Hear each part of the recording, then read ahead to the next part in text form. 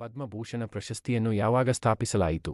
ಉತ್ತರ 1954. ಭಾರತದ ಅತ್ಯುನ್ನತ ನಾಗರಿಕ ಪ್ರಶಸ್ತಿಗಳಲ್ಲಿ ಪದ್ಮಭೂಷಣ ಎಷ್ಟನೇ ಸ್ಥಾನದಲ್ಲಿದೆ? ಉತ್ತರ 3ನೇ. ಪದ್ಮಭೂಷಣ ಪ್ರಶಸ್ತಿಯನ್ನು ಯಾರಿಂದ ನೀಡಲಾಗುತ್ತದೆ? ಉತ್ತರ ಭಾರತದ ರಾಷ್ಟ್ರಪತಿ. ಪದ್ಮಭೂಷಣ ಪ್ರಶಸ್ತಿ ಪ್ರದಾನ ಮಾಡುವಾಗ ಪ್ರಶಸ್ತಿ ಪತ್ರದ ಮೇಲೆ ಯಾವ ಹೂವಿನ ಚಿಹ್ನೆ ಇರುತ್ತದೆ?